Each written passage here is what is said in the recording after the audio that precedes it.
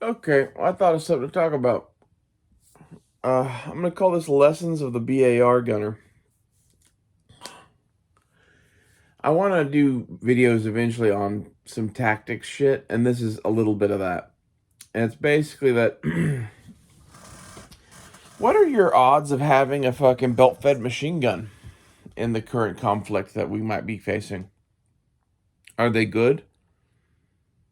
Do you have one now? Do you know where to get one? Would you know how to use one if you could find one? Would you have ammunition to support its use if you could find one? You know, like these are serious questions, right? Hi, cat. Say hi to the people. Oh, he didn't like saying hi. Let's go look out the window then. Anyway, being as such, what will you have? Well, I put it to you that what I'm going to do is have AR-15s that are roughly set up like M1 Garands and BARs of World War II. And instead of using, the whole German tactics of World War II with belt-fed machine guns, you use the U.S. tactics with Browning automatic riflemen. Okay, so instead of having M1 Garands, your guys are going to have M4s with red dots or whatever. And instead of having Browning automatic rifles, you're going to have fucking ghetto SPRs or AR-RPKs or whatever you want to call them. Some sort of heavier, longer-ish barreled AR-15 with a bipod and probably drum mags. Now, in World War II, our BAR gunners started out one man per squad. That proved insufficient. The Army ended up putting 2 Browning automatic riflemen per squad. And the way they employed them was that in a squad of like, what? I think it was like 12 dudes back then. You'd have 2 bar gunners, and everybody else in the squad would be broken up into a couple of sections, right? And they would be, you know, your fire and maneuver elements or whatever. Your maneuver elements. The 2 groups of dudes with the fucking M1s. And you'd have these 2 paired up BAR gunners that, they were the base of fire for the fucking squad. And, it's sort of like if you're packing 2 Browning automatic rifles and extra shit for them, you're probably not going to move that fast. So, like, it's kind of like your machine gun team. Like, the way that the Germans were using a machine gun team, the Americans were pairing up Browning automatic riflemen and using them the same way. And usually, they didn't leave them alone. Like, usually they'd have a couple of dudes carrying extra bandoliers of fucking BAR mags.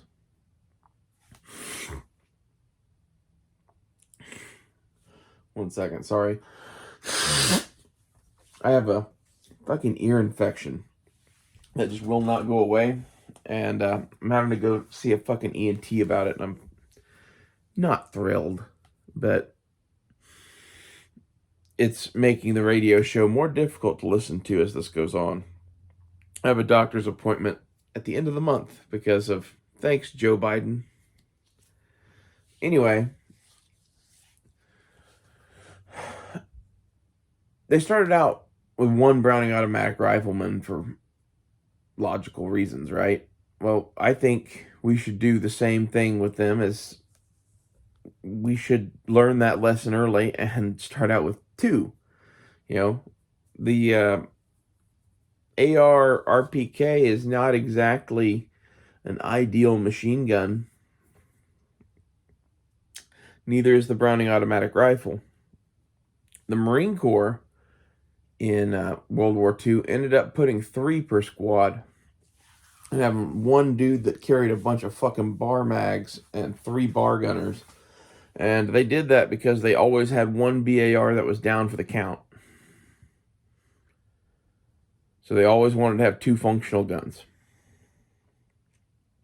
And, fourth dude could carry the BAR if it was working, or fucking get an M1 Garand when it didn't. And I think that sounds like the way you should be.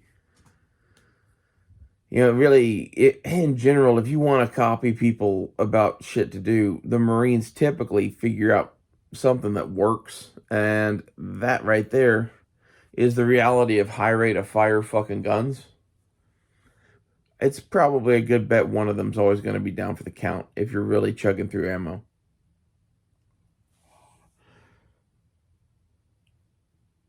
Not to mention the fact that, like, having that, we could lose a third of our weapons and still be basically as functional as we need to be. I think that's just a good plan.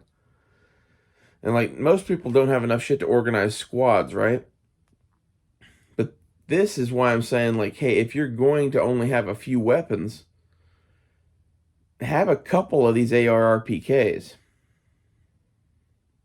Have a few M4s, and at least be able to, like, mimic this squad in the small scale. If you have enough dudes to have a full fucking, like, 12-man squad, have 3 men with fucking ARRPKs, I think that's what I would do. And that's almost kind of like a modern thing. Have a 4-man fire team, have 1 man be a fucking saw gunner. That's, it's not dissimilar. I guess it's all on how you want to organize shit and, like, what threat you're facing, right? And, like, this is the flexibility that the ARRPK gives you, is you can flex from Browning automatic rifleman, hey, we're going to hang together and be a fucking machine gun nest. Or, hey, we're going to break up and fucking, 1 man per fucking every 4 separate out for whatever reason, whether it's we don't want all the machine gunners taken out all at once, or hey, we're moving into a city and we need our fucking firepower more diversified in the squad. This is how I would think about how I'm employing my shit.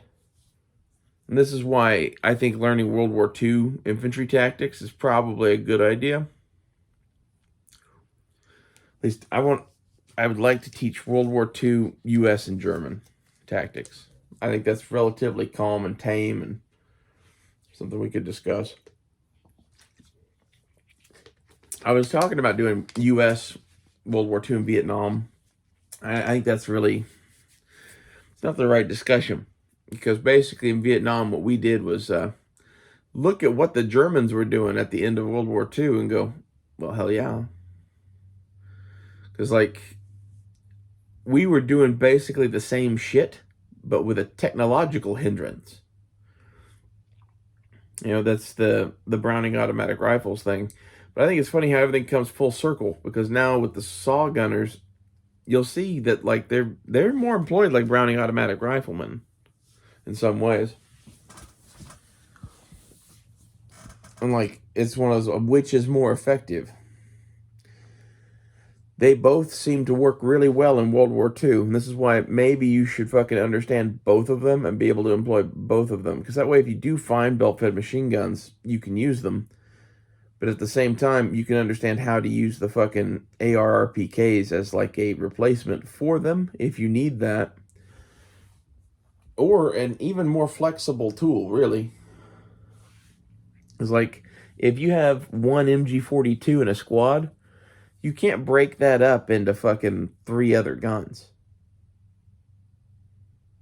I think, to be honest, our technological hindrance is actually it's a good thing, to be honest. Like Bernie Sanders, it's a good thing to be technologically hindered. Yes, Bernie, it is. It's a good thing to have bread lines. But with the ARRPK shit, it forces us to be more flexible than I think we would otherwise be. Like, if we had all of the fucking availability in the world and all the money in the world, a lot of us would have belt-fed 308 machine guns. And, that's all cool and whatever, but, like, how how much fucking ammo you have got for that thing? And this is where, like, I think having a team of SPR men instead of BAR men is probably a good idea. You need precision more than you need machine gunning, really. And like, I'm gonna try to make my shit to blend the line between the two because you never know what you're gonna go into. And this is the original SPRs, flat out. I was listening to a dude from Crane Naval Special Warfare talk about them, and he was saying that they left the full auto switch in them because they had fucking heavy barrels in them, and they had handguards made to deal with heat, and they had a scope on them. Once you have all of that shit, you know, you can flip the selector switch to full auto and make that a light machine gun. It's going to ruin the precision nature of that rifle to do so, but this is like the same FG-42 Fallschirmjäger shit of World War II, or the FALG-3 shit, is that like, hey, you have a gun that can do multiple roles. And if you can make a gun that is precision enough to do some SPR shit, but yet at the same time resilient enough to survive a couple of bouts of, dumping mags, that would be handy, I think. That's what I'm trying to build. Having the team of SPR men to conserve ammunition, I think is probably, that's the way. And as such, maybe I should do the fucking more accurate, lighter weight barrel, but I keep going back and forth on which barrel to get for my fucking SPR RPK thing. I keep calling it the SPRPK because that's kind of what it is. It's, hey, we need a thing that does this. It's a little bit of light machine gun, a little bit of precision rifle, a little bit of a lot of shit. It's, we don't have very much ammunition, but yet at the same time we know that this is a valuable role to fill. If you look back on this channel, I have a video called The Light Automatic Rifle Concept. I've talked about it on here a couple of times. It's me at 630 pounds. All I had to focus on was guns, and I had a shit ton of money. And, I built a PTR that it was pretty fucking dope, and I had it pretty well thought out. And it's a gun that would be very good at this role. However, it's 308 and a PTR and expensive and whatever. And like now what I'm doing here is like the even more budget ass bitch version of that. Because like I'm going to get drum mags for this gun. And once this thing has drum mags and a barrel selected appropriately, it's going to be a pretty dope little fucking gun. Like I'm keep going back and forth on even doing the fucking SPR heavy barrel maybe. Say fuck it. And that's where, like, if you were doing that BA Armin roll, having your fucking heavy barrel SPR, that might be handy. Like, the thing that killed BARs in World War II was fucking overheating the barrels. Like, this is the thing that you're going to have to watch if you're employing these in, like, a non-supported role, is carry a bucket of fucking water with you and pour that shit into the fucking handguards when they start getting hot. People will tell you not to do that shit. Don't shoot it till it's red hot and then just immediately dump it on it. Shoot it till it's red hot or whatever. Give it a break of even like 20 or 30 seconds and then dump fucking water on it. I used to fucking build machine guns and be a machine gun rental person, and I used to be a blacksmith. Trust me when I say the thing to fucking do is to let it not get to critical temperature. Like, if it's glowing red, don't splash water on it. However, most of the fucking barrels, like, you're not going to shoot them till they glow red, right? You're going to fucking, like, be a little bit more sensible than that, I would hope. And if they're not glowing red and you open your bolt and let air flow through the barrel for even 20 or 30 seconds, you'd be amazed at how much it drops the fucking temperature on the whole barrel. So you do that, and then splash the fucker with water. That is going to be a thing that saves your gun longer term than continuing to fire with a red hot fucking gun. And once you get some water on it, you know, splash it on there until you can like put your hand on the barrel and grip it. Okay. Again, this is all like, hey, we're unsupported as fuck, and now we're in gunfights and whatever, and we need our gun to fucking continue to function.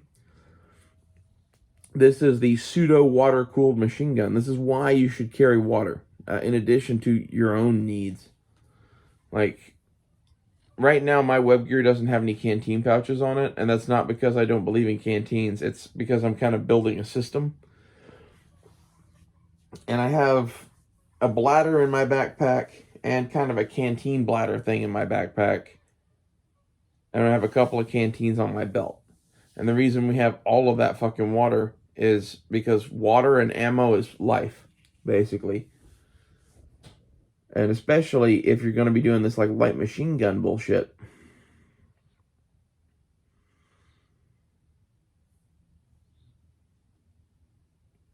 A lot of people don't fucking shoot guns like this. Back when I was shooting more, back in the days of cheap ammo, I used to like to just shoot into fucking garbage and shit because I was basically trying to figure out how to heat mitigate my gun. Like, because this was always like on my mind is, okay, so what if the world went to shit? What kind of a gun would we need or whatever? And like, if you go back and watch that light automatic rifle concept video, yeah, I've been thinking about this a long time. And I think the way for now is this AR-15. Especially doing the SPR build or something in that vein, it gives you precision with the capability of pepping it up a little bit, especially if you build it right for heat. Like, I'm going to build my gun with a nitride gas tube and a nitride barrel from Ballistic Advantage with a nitride gas block that is pinned to the barrel by them. They charge $40 to have a pinned on gas block. And my contention there is the nitriding handles heat like a motherfucker. You can go find a video. It's gas tubes, nitride versus Inconel. Just Google that. You'll find a video of some dude with an acetylene torching gas tubes. This is why I'd picked nitride. It's cheap, and that video, dude, the difference between a regular stainless steel gas tube and a nitride one, that sold me on nitride as a barrel treatment. I've played with nitride barrels on and off, and I liked them, but I was always playing with thin ones. And my goal in playing with thin barrels was, how much does heat really affect, you know, how the barrel, basically? Like, do you really need a heavy barrel? And my conclusion from this was basically yes and no. Heavy barrels have upsides and downsides, but in reality, like, you should probably have some sort of a mid-contour barrel and water. That was my conclusion of all of that fucking shooting into dirt. Or even a skinny barrel. Like, honestly, the skinny barrels with water have advantages, because when you fucking splash water down the fucking handguard and shit like that, if they're skinnier, they cool off faster. They also heat up faster. So that's a trade-off. It's not one I would make. Like, all of the guns that I have right now have .750. It's the M16A2 size barrel in them. I think it's what I'm going to stick with. I flirt around with Loki. I repainted. You guys can see that or not. It's fucking tiger stripe now. I flirt around with putting a lightweight barrel on it. But I don't know, it doesn't really need it. It's already a pretty lightweight gun.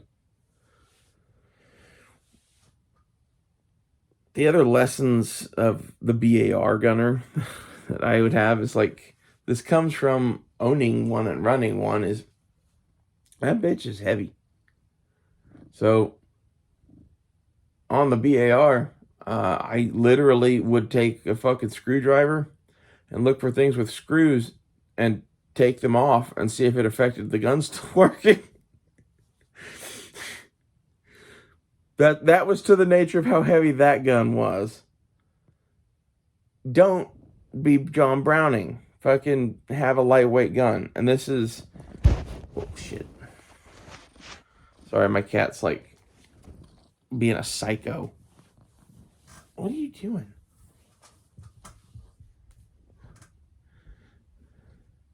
You can do something not in front of the camera. It's okay.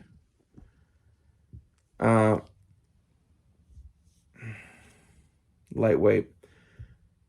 To get the gun lighter weight, the KE arms lower shaves like a full pound off of your gun. So I think that's just like you should fucking do that. Like, do you really need adjustable length to pull? It would be nice, but it's unnecessary in my opinion. Like,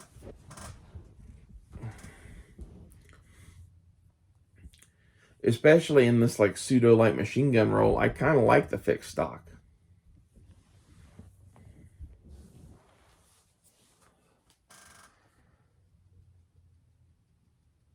Not to mention the lightweight and the simplicity of it. And then you get a free fucking mag weld too on top of it. There's just a lot of goodness for this sort of a build with that.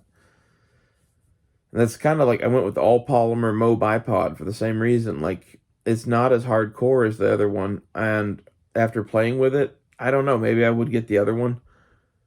But this thing's pretty rugged, and it shaves, again, 3 or 4 ounces off of the fucking gun.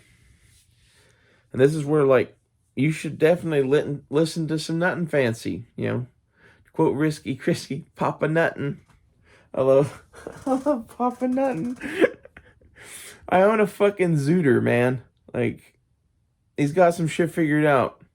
The Zooter thing is mainly because I'm a giant and I like scooters. And they made a scooter for giants. So, yes, I own one of those. That's why Nuttin' Fancy owns one of those. Nuttin' Fancy, I guarantee you, is like 6'2" or more. And, like, once you get to that height, there's a whole bunch of shit that just becomes not fun. And that thing's, like, built for us. So don't criticize us and our zootering. Anywho, the other lesson I'd have from the BAR gunner is they had just a giant belt of fucking mags. Probably a good idea. The other thing that they had was bandoliers of mags. And for your bandoliers of mags for this, the Magpul D60 is nice. And this is a pro tip, pro gamer move here. The Magpul D60 fits in a Claymore bag. You can fit one in each pocket. And then you have 2 Magpul D60s. And there's room in there for other shit, too. So you could pack 20s in there with them if you wanted. But, you know, a Claymore bag is like usually $30 on eBay. And they're dope. They're made for fucking combat or whatever. And, like, you can find them cheaper than that little ratty, probably. So, as far as the belt pouches go, I don't know what to do for fucking drum mags, but for fucking 30 rounders, the fucking USGI Alice mag belt pouch is designed with this kind of shit in mind for 30 round mags. I have one on order right now that I'm trying to see if they made all of the new pouches to fit PMags. I suspect they might have. I've not bought one of these in forever, and I scored one that is an oddball Special Forces contract in 500D nylon that held PMags. And I saw one on eBay that looked like it also held PMags, so I tried ordering it.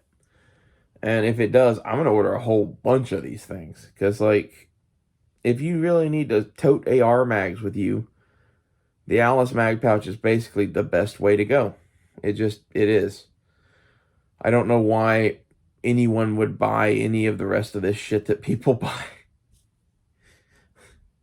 I'm one of those weirdos that, like, if you gave me a fucking full armor setup, I'd have fucking Alice mag pouches, malice clipped to the outside of it. They made a superior thing with that thing. That I don't think you get the engineering and money that went into designing that Alice mag pouch. It was designed to fucking fight Russia. It's got some serious upsides. I also saw one of them turned into a medical kit. That would be dope. They used the grenade pouches as fucking tourniquet pockets. That's just a great idea. You should probably put a cat tourniquet in your fucking grenade pockets on there. Anyway, the cool part about running a Alice belt rig for this sort of setup in my mind is you're going to be prone a lot. And it's like the budget bitch ass split front chest rig. You can pop that buckle and just run, gangsta style like fucking grandpa or whatever, roaming around with your fucking split front apart, laying on the ground. And then if you have to go do shit, you buckle your Batman utility belt. I want comfort in my, tactical gear. Have some fucking like old man loafers. Just so you understand, if you're still watching at this point, the end goal, in my opinion, is grumpy old men. Like, you go watch that movie and see, like, the level of fun that those old men are still having and the level of fucking adventure and whatever. Just fucking dicking around their house or whatever. This is what you should aspire to be in many ways. I don't know why I feel I need to say that, but it's true. Like,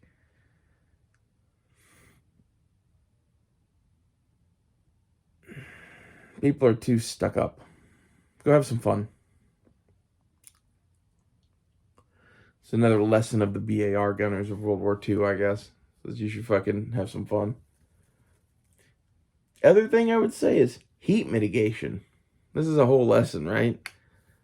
Like, people wonder why I have the fucking, like, barrel condom on here. This is a Manta tack wrap.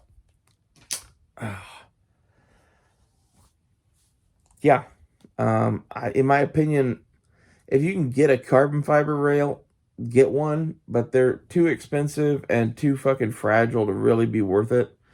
Aluminum is cheaper and you can get it pretty light, and I'm going to end up putting the hot pad on it anyway. It's kind of my thoughts on heat mitigation for the AR-15. The other thing is put a vert grip on everything. You'll see that on a lot of my shit, and a lot of people be like, why do you have a vert grip on a gun that's not... Well, bitch. You need a vert grip on every fucking gun. Because when you shoot that gun to the point that the barrel's red hot, it's difficult to hold it by the handguard, and you have to start moving down the vertical grip. And you're like, well, when would you ever do that? I don't know. But the times when you would need it to be fucking done, you'd be really glad you had a fucking vertical grip on your gun, wouldn't you? This is the shit that you learn just mag dumping into trash. And like, in reality, what I've been doing mag dumping into the trash all these years is researching for the civilian light machine gun project or whatever. Because that's kind of what, like, the videos Risky Christie's making and the videos I'm making, combined with, like, the ar15 shit by Shepherd, what is it? One Shepherd Institute and Brent 0331. If you combine all of that shit, you're going to have a pretty fucking good base of what you should do machine gun wise. And just in my opinion,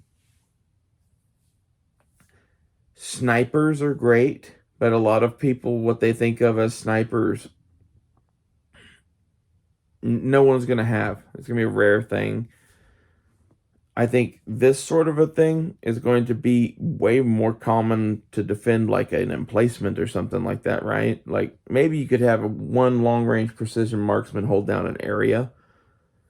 But, like, if you're actively at war with somebody, You don't have one long-range precision marksman. You have like a few platoons of fucking infantrymen, and now you need to have them armed and equipped and shit. How you gonna do that? You gonna give them all sniper rifles? Not a good idea. This is my plan. As such, I think it's, reasonably well thought out. And again, I don't have an army, so this is all just me like hypothesizing and thought experimenting for you to take whatever you want from. Because really, it's like Blazer and myself, maybe one other person, and maybe my uncles defending my grandma.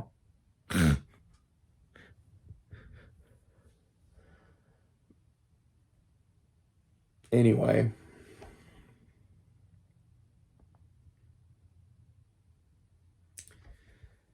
What else does the BAR gunner have to teach you? We should think about this for a second. Uh,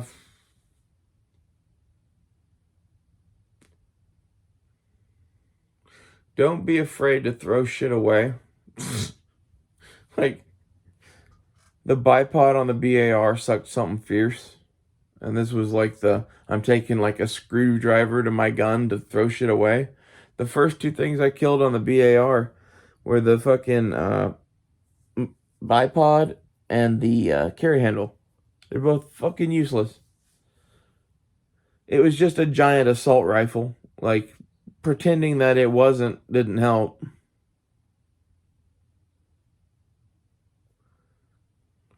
It would have been one thing had they put a bipod on it that was light. They put a bipod on it that weighed as much as two 1911s, and it was on the end of your barrel. There's a part of me that says, oh, I would have put it in my backpack. Bitch. In World War II, I would have chucked that thing at the Germans. 110%. When I sold that gun, I gave them the shit for it. I was like, yeah, I never used this stuff. It works. It fits on there. I'm like, why didn't you use it? I'm like, I handed it to the guy. And he's like, oh shit, that goes on the end of the gun. I'm like, yeah. It's like, I can see why you didn't use it. I'm like, it's pretty obvious to anyone who's ever handled a Browning automatic rifle that you should ditch the bipod. It's one of those things that, like, I don't know how that got through ordnance. As such, though, like, if you get handed a weapon by somebody, or fuck, even if you've built something and like now you're in the field and it's not working, take it off and throw that fucker away. You're better off without it. Okay? Like, if it's the Magpul Mo bipod, maybe hang on to that shit. Because, like, I could see that being like a thing where, like, that could cause troubles or whatever, right? But it's also a thing that might serve you well in other situations, and it is lightweight. The reason we would be chucking the fucking BAR bipod at the Germans is because literally it takes 20 minutes to get on and off the fucking gun. Not quite, but it takes a minute. You have to take the muzzle device off, and it weighs so fucking much that you would never use it. So if you have something that's, oh, this is in the way right now, don't chuck that thing at the enemy, but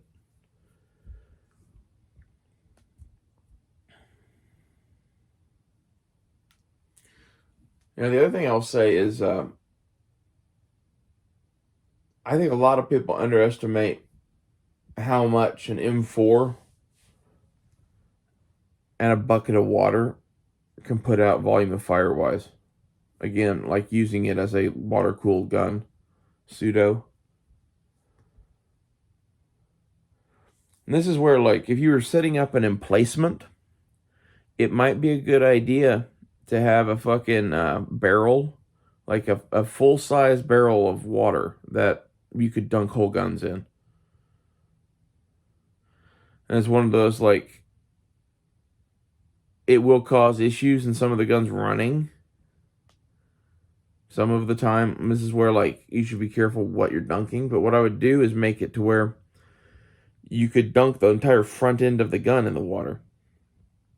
Keep all your operating action and shit out of the water.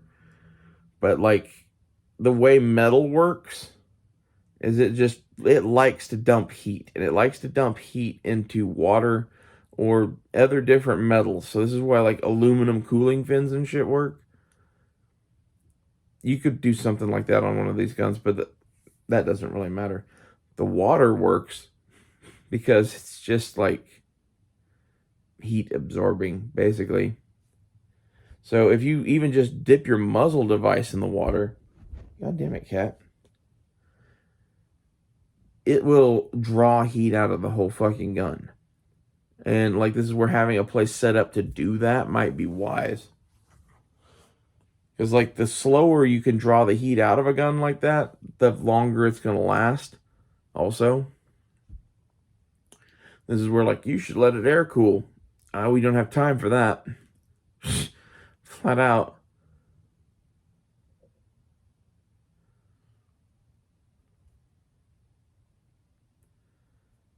I don't know. I would get as much of the barrel in the water as you can.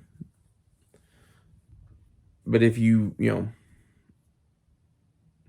just set the fucking muzzle device in it, it'll help. To be honest, it's one of those things like if you were watching on a thermal camera, you'd be amazed how much heat gets dumped out of the barrel just by fucking sticking it in a bucket of water for 30 seconds and pulling it back out. It's an amazing dump of heat.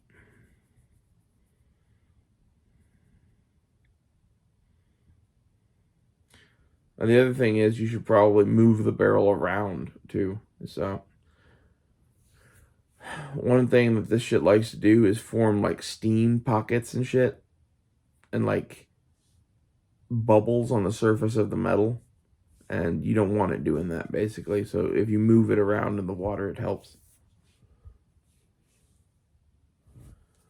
And this is like basically, okay, so we're going to water quench our barrels. What's the best way to do this?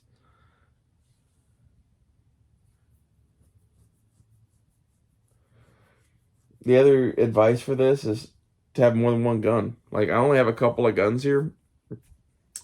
That's not advisable. If you have the fucking money, I'd set up a bunch of guns, man. That way, like, if you're sticking it in fucking water to cool it off and it fucking breaks, then you can go to the next gun. But I seriously would have this as a plan to mitigate some of the heating issues. Is A, we have our shit set up to be air cooled in the first place and to be able to hold on to it for a long time. And then like, hey, we probably don't have the ammo to worry about this in the first place. But if we did, buckets of water or canteens of water do wonders. Also, I'll add that like, hey man, we just shot a whole bunch of fucking ammo and now we have to move. You don't want to carry a gun that you just fucking shot like that. That's where dumping water on it will really help. It sucks something fierce to carry a gun that hot. Burning yourself and shit. At least like cool off the end of the gun, because like everything under the handguard isn't gonna burn you. But like the barrel and shit will touch you wherever your fucking gun hangs.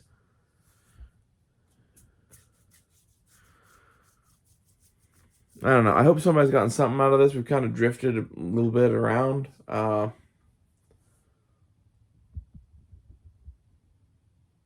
Having a quick change barrel system would be nice. This is, if I could do anything with unlimited money, I think I'd figure out a gun that had quick change barrels. Especially an AR-15 with quick change barrels, I think would be dope. But this is back to why, like, hey, we should take lessons of the BAR gunner. That's what you are, basically. You have many of his same problems. I'll see you guys later. Go study BAR gunners.